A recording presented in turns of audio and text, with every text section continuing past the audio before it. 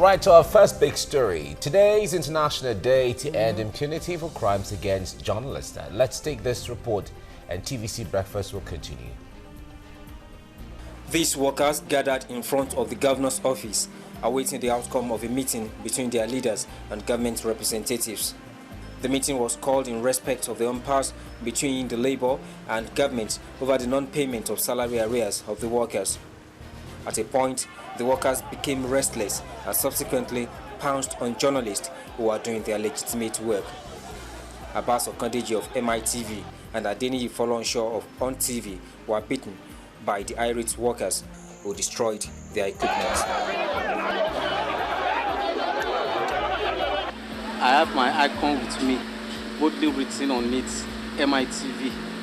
And they were saying they don't want the State Broadcasting Corporation to cover them, while we were about to interview the chairman of the NLC in Osun State, Comrade Adekomi. It was right in front of him that I was beaten by his member. Some colleagues of mine even drew his attention to it, and he was looking at us. We noticed that some guys were shouting, "OSPC, we don't want you here." They started pointing a finger on us that you. And I told them I'm not working for OSPC, neither radio, any of their stations in Osun State. I'm a correspondent for On TV with my tag on me and my icon. They started beating us, destroy my camera, destroy the icon and the mic. My tripod was being destroyed. The case has been reported to the police. Ibrahim Alige, TVC News, Oshogbo. Yes, well, it makes you wonder how much protection really there is for journalists, in the cause of, carrying out their job. And beyond that, insurance. Many Nigerian journalists actually put their lives on the line. Yeah. And when it comes to the die? issue of insurance, sometimes the Nigeria Union of Journalists, the body that the umbrella body for all journalists, under the former president of the union had been talking about the issue of the need for insurance for journalists. But we'll talk about that. Yes, anyway. indeed. Now, you want to know what's happening around the world, your region, your community, and even live information during war. Journalists make that possible. Yes, indeed. They source for news, educate, inform, entertain you, and even set the agenda for discussions. Yet they face numerous challenges in the course of their duties and sometimes become the story. Journalists put their lives on the line. Some end up injured, maimed, and pay the ultimate price, which is death. Now, many of these cases go unreported and even unsolved. Today is the International Day to End Impunity for Crimes Against Journalists. It is an important day not only to commemorate and honor all those who have died in the line of duty, but also to call for justice in cases of violence and harassment against journalists and guarantee their safety. The United Nations Educational, Scientific and Cultural Organization, UNESCO, says more than 700 journalists have been killed for reporting. Now, in 9 of the 10 cases, the killers go unpunished. Now, since 2006, only in 7% of these cases has justice been served. Now, a special report by the Committee to Protect Journalists, the 2016 Global Impunity Index, spotlights countries where journalists are slain and the killers go free. And Nigeria ranked 12th among 13 countries and has appeared on the index for the second consecutive year. Now, some of the highest rates of impunity in the murders of journalists were attributed to killings by militant groups. According to the index, 25% of murder suspects are government or military officials, and 40% are political groups, including extremists. In at least 40% of cases, the victims reported receiving threats before, they were killed. Yes. Well, that's the background to the issue now we are discussing. Now we have with us, excuse me, I wonder what's wrong with me this morning. I think you need to grab a cup of coffee. You have your coffee boiling there. You need it. All right, while you do that, okay, take over let's, from there. yes, indeed, let's take a look at some, very, very important cases. But, maybe before we do that, let's bring in our guest at this point, Yomi Omolafe. Olomofe. Okay, who is a journalist. Okay. And he has actually been brutalized in the line of duty. Would like to know how that experience was. And also joining us via Skype is Director, International Press Center, Lanre Arugundade. Good morning, gentlemen. All right. Now, thank you very much. All right. Thank you, gentlemen. But before we go into the questionings, let's go for a short break, and then we come back to do justice to this. Stay with us.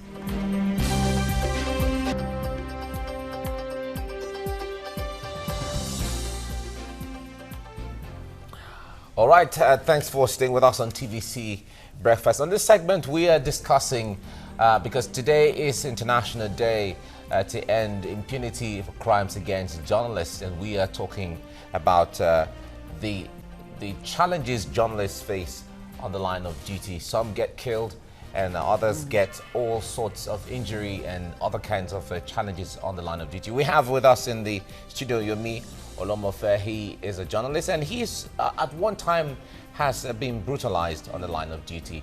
We also have joining us on Skype, Director, International Press Center, Lanre Arugundade. And gentlemen, thank you for coming on the program. You're welcome. Now, Yomi, you have been on ground. So when anyone talks about crime against journalists, you are a first person to really tell the story of how it happened. Can you give us a brief of your experience? Very well. Thank you one more time. As it is, becoming unfortunately accepted, journalists are indeed an endangered species, endangered professional species. Fortunately so. Now, talking from the perspective of somebody who's been through unnecessary brutality, it is indeed a matter that gives serious cause for worries, especially if you are fortunate to be like me. You are assaulted by people that you have identified, that you have written about, that you have taken the attack to the attention of law enforcement agencies. It becomes particularly bizarre when you imagine that you were even assaulted right under the noses of folks who are law enforcement agents. Who are supposed to protect. Who are supposed to protect you, and at whose behest you had indeed gone for the engagement. So it becomes a bit frustrating when you go through such ordeals. And in my own instance, for example, 17 months down the line, you see the people who have beaten you to coma walking the streets. It becomes something difficult to describe graphically, really. So my take is that time has come now for people all over the world to rise up to the challenges of ensuring that nobody does any crime and goes away with it. That nobody feels that he's above the law. Yeah. No, on a day like this, when we talk about crimes, impunity against journalists, a lot of people don't get to understand it. Now, a lot of people don't get to see these things on TV. It takes very, very once in a while for you to see that a journalist is being brutalized. It is easier to see any woman or any other person out there being brutalized. So when we have an opportunity to tell the story, people like to see that picture. People like to understand actually what happened. That's why I was asking you to tell us your experience. Well, my instance is in the public domain. Okay. It's been very widely reported. Virtually every newspaper in Nigeria has at one time or the other reported my ordeal. Guardian, Punch, Vanguard, these days Sun. And indeed, quite a bit of advocacy activities and initiatives have been expended on my matter.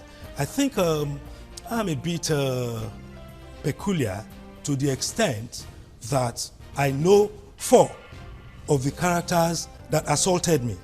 It happened in broad daylight under the noses of people who have been constitutionally empowered to enforce the law, to protect lives, Yes. to protect citizens. Because if you bear arms, officially, you are allowed to bear arms. You are bearing it to protect those who should not ordinarily bear arms. And if things happen right in your presence, it behoves you to do something To do about something it. about it. To serve, basically, to serve as a deterrent. Indeed. Because those folks who assaulted me, even right while the dastardly acts were ongoing, they were telling me that things like this, they have done it before.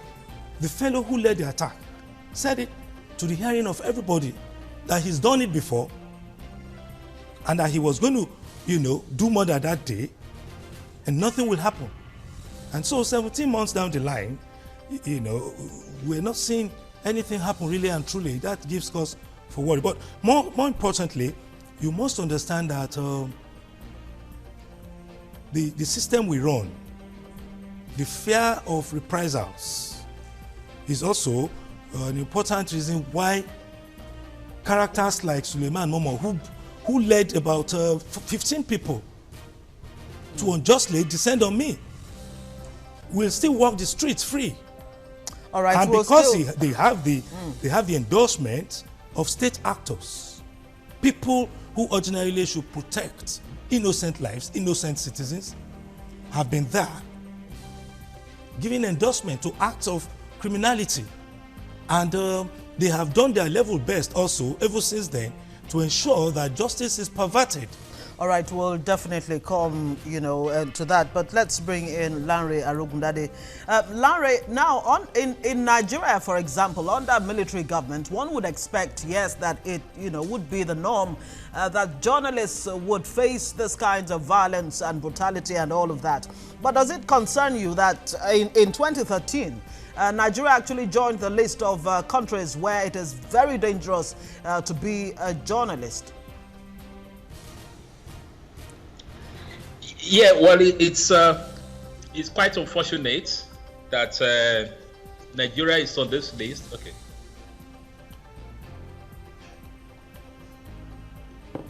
Yes, Go go ahead. please. We can hear you. Go ahead. Okay, thank you very much. Yeah. Well, it's quite unfortunate that Nigeria is on the list. And I think a major factor in that, as you noted in your opening remarks, is the fact that most of these acts of impunity for crimes against journalists were perpetrated by governments, by the military, and by extremist groups. And by extremist groups, they are referring to terrorist organizations like Boko Haram. About 4 journalists in Nigeria have been killed in circumstances that were associated with the fight against terror. So that is why Nigeria, ranks 12th in the Committee for Protection of Journalists Impunity Index. Again, and now this index is also looking at unresolved, murder cases. And in this instance, Nigeria has a very high number. India has 13, Nigeria 12, Russia 10, and so on and so forth. Now, 80% of murders against journalists are not, resolved. Now, we're looking at these figures over a 10-year period that ended on August 31, 2016. What this just tells us is that when it comes to safety of journalists, when it comes to impunity for crimes against journalists. Now, I need to explain that aspect, why the United Nations call it International Day to End Impunity for Crimes Against Journalists. Yes. Now, they named it that way because of the fact that these crimes are committed and the perpetrators are not brought to book. Now, this is the challenge that we face in Nigeria. At the level of the International Press Center, we do monitor attacks on journalists, and we discovered that nothing virtually is done. And this is actually a very serious cause for concern. Oh, all right, Larry, okay, fine. From your monitoring, let me say journalists, and many of these journalists are acting or carrying out their duty for a media station. What is the role of the media station in ensuring that justice is served? What is the role of what? The media station to which these journalists are working for. What are their roles in this? Well, I think their primary role is to take the safety of journalists in their employment much more seriously. First, we talk about the fact that if you are sending a journalist to cover dangerous assignments, like the war on terror, for example, we expect them to provide them with insurance cover. We expect them to train them on safety. Safety itself is a specialized area of journalism now that every journalist needs to be abreast of. They need to be trained on the kind of equipment they need to carry, the kind of medications they need to carry, and so on and so forth. But where these acts are perpetrated, where a journalist is attacked, the medium or media outlet that journalist work for should take it up with the accused authorities. If the police, for example, is accused of carrying out the attack, those media organizations should write the police and seek an audience with them. Now, you said earlier that one of the problems is that most of these things don't get reported. Yes, Olomofe's case has been well reported, but that was also because the Committee to Protect Journalists came into the picture. At the International Press Center, we're not happy that when a journalist is arrested, or when a journalist is assaulted, or even when a journalist is killed, it does not make headline news. It just does not make sense. We are the media, and we're talking of media professionals. The other time when the DSS raided judges' residence and they were arrested, it was front page headline news everywhere. And for the next few days, we didn't say anything other than this case of the judges. When a politician is picked up, or even when it's not picked up, he walks on his own to EFCC office, like the former Minister of Interior, Bani Koro, did recently, it was headline news everywhere. Even when Omishore, a politician's wife, was detained or whatever, allegedly arrested in the bank premises with the daughter, it was headline news. Why is it that when journalists are killed, when journalists are assaulted, it's not headline news? Why don't we have a strip on the front page of our newspapers every day saying that the case of Olomofe should be looked into? These are the things we need to do. If we don't fight for ourselves as media, nobody would take us seriously. Nobody would fight for us. So on this day, when we are marking this International Day to End Impunity for Crimes Against Journalists, we, the Nigerian media, need to revisit all these cases of assault, all these cases of murder, and call on relevant authorities to do so. The good thing about this is that Nigeria, despite being listed in this index, is one of 4 countries that belong to what we call the Committee of Democracies. The other countries there include India, Mexico, Nigeria, and the Philippines. Now, these are countries that run intergovernmental relationship to promote the ideas of democracy. So we can invoke this and say that because Nigeria belongs to this committee, this government should help us and do much more, to end, crimes against journalists. All right. Okay, Larry. Impunity for these crimes. All right, let's come back to our guest Yomi Olomofe right here in the studio. Yeah, now, but before then, let's go. We have to go on a break. Okay, let's quickly take that break and come back and dig in further.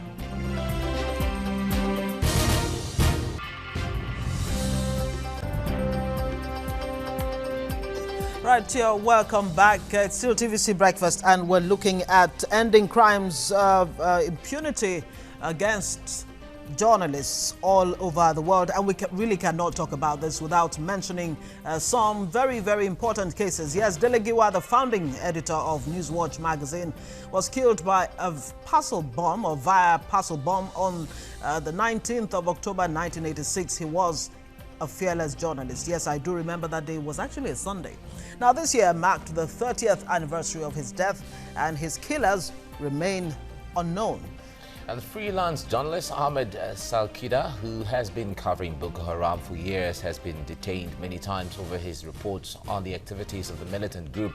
He was declared wanted by the Nigerian army early in September and was later arrested by the state security services and briefly detained for alleged links to Boko Haram and for facilitating the release of a Boko Haram video on the abducted Chibok girls.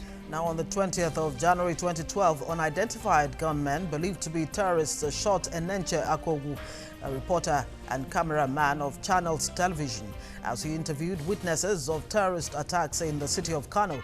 The body of radio reporter Nansok Silas, who worked for Highland FM, was found in January 2012 in a stream under a bridge in Jos. His colleagues suspect he was the victim of targeted murder. Bayo Ohu, an assistant news editor of the Guardian newspaper, was at home when unidentified men knocked on his door on September the 20th in 2009. He was shot several times as soon as he opened his door. The gunmen took his laptop and mobile phone. The members of the Nigerian Union of Journalists believe he was killed for his political reporting. And on April 24, 2010, reporter Sunday Gyang Bwede and deputy editor Nathan Debak of the Light Bearer monthly newspaper were on their way to an assignment when they were attacked and hacked to death by a mob in Jos, Plateau State, during a sectarian violence. Zakaria Isa, a reporter and cameraman for the Nigerian Television Authority, NTA, was shot several times in the head and chest outside his home in Maiduguri, Borno State on October the 22nd, 2011. Right. Boko Haram claimed responsibility for his murder. Yes. Okay. So, Yomi Olomofe. Now, of course, we've mentioned Delegiwa. 30 years down the line, October 19 actually marked 30 years that Delegiwa was killed. There's still no closure. Many people have criticized, the average Nigerian journalist for not doing enough investigative journalism. Now, how is that possible where, you find that you may just end, your life for doing investigative journalism? Take the United States. I recall the case of, is it Bob Woodward and Carl Bernstein, who, of course, brought down the government of Nixon by their investigative journalism. Is that really possible in Nigeria without, having fear of losing your life? Well, thank you. Let me say that it is unfortunate to start with Delegiwa. It is unfortunate that such a dastardly act, was perpetrated, and 30 years down the line, nothing has been done about it. I was at the 30th year colloquium, and speaker upon speaker made allusions. I think what we must get clear at this point is that there must be a will. Unfortunately, Gani Fahimi did so much, but what can an individual do? These things happen because there is tacit involvement of state actors. When state actors are behind crimes, it is difficult to unravel, especially in a climate like ours. Environment like ours, where so very many things are still done under the table. People get to high offices by hook and crook. People do things because they have nearly equated themselves to the Almighty. They see themselves as above the law. So for me, I think the death of Delegiwa, as well as some of our other colleagues who have paid the supreme price, yes, people like Bagauda must Kato remain on the front burner until such a day. But nobody is asking, in the case of Delegiwa, for example, who killed Delegiwa? That was a question, that was let me also say to you that that certain economics are involved here. Take the plight of a journalist, for instance. Who picks the bill for the journalist? Who wants to embark on such an assignment as dangerous, as sensitive, as volatile as, making inquiries into the death, a celebrated death like Dele Giwa's.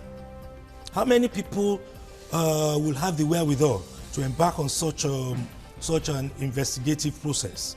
And even where you can find some kind of support through whatever means to embark on it, where will you take your matter to? The enforcement authorities are not your friends. I can say this to you because I am a victim. I have seen how our law enforcement agencies, how they carry on like we are in the 16th century or something.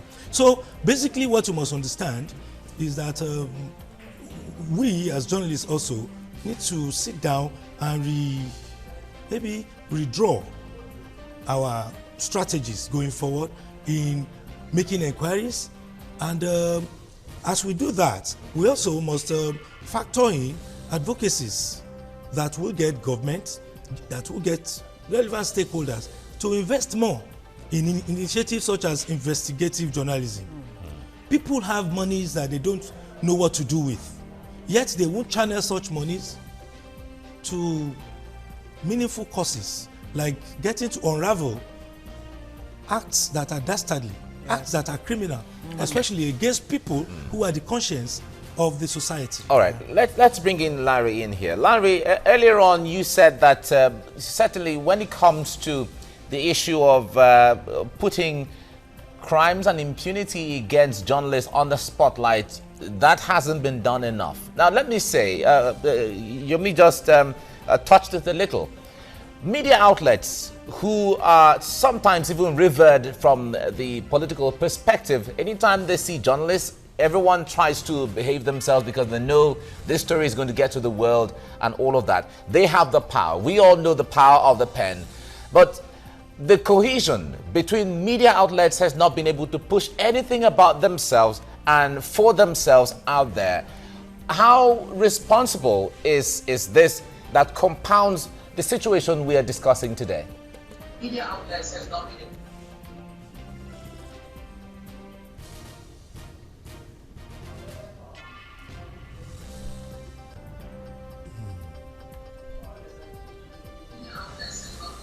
Well, it certainly does compound the situation. But what I can say is that we're not helpless, really. Because the good thing is that, and let me also say that we can't just put the whole responsibility on the shoulder of the media outlets alone. We need to bring in other media professional bodies, especially the Nigerian Union of Journalists, the Nigerian Guild of Editors, the Newspaper Proprietors Association of Nigeria, the Broadcasters Organization of Nigeria. All these bodies, we need to come together. And I think that, for some of these cases, we now have to initiate a process of dialogue with the government, with the Office of the National Security Advisor, with the military authorities, with the police, to say that this is the danger we face, to say that we don't like Nigeria being on this map. Now, if this government shows interest in looking at some of these cases, it would have sent some signal that those who perpetrate these crimes will not get away with it. It could at least serve as a deterrent against further, perpetrations. And I'd like to give the example of Burkina Faso, where a journalist, Noba Zongo, was murdered some decades ago, because you were talking about the issue of Dele Giwa. Now in Burkina Faso, under a new government, this process has been initiated to the extent that his body had been exhumed and being re-examined for forensic examinations. So it is never too late where that willingness is there.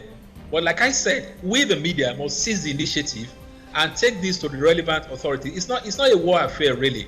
But I also like to make this point that journalists can only be as safe as the society that they live in. We must also, in our reporting, do everything possible to promote, the cause of, harmony, peace in our society. We need to secure the environment. In the course of our monitoring, we discovered that some of the journalists were attacked by, armed robbers. We discovered that some of them were attacked by agents of politicians, political thugs. So again, you need to bring in, the political parties. I mean, Okay. All right. All right. We seem to have a distortion from the audio of Larry there. We'll fix it and then we come back on this. But let's go on a break and we go on with the program. Stay with us.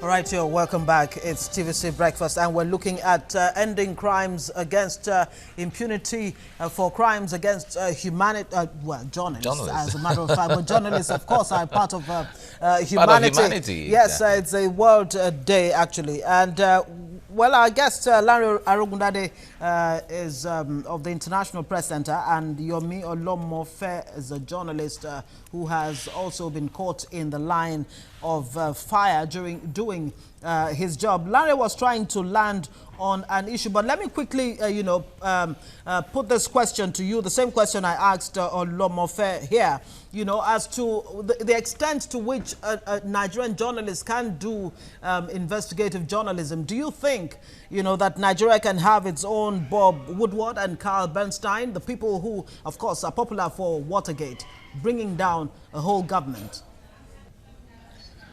Well, yes. I mean, what you have highlighted could actually be, an obstacle, and that's why, when we talk of, safety of journalists, it's not just a question of, being safe when you go out there, to report. It's also about, your welfare, your adequate, remuneration, the fact that, you are adequately equipped, the fact that, you are well trained to deal with all kinds of situations.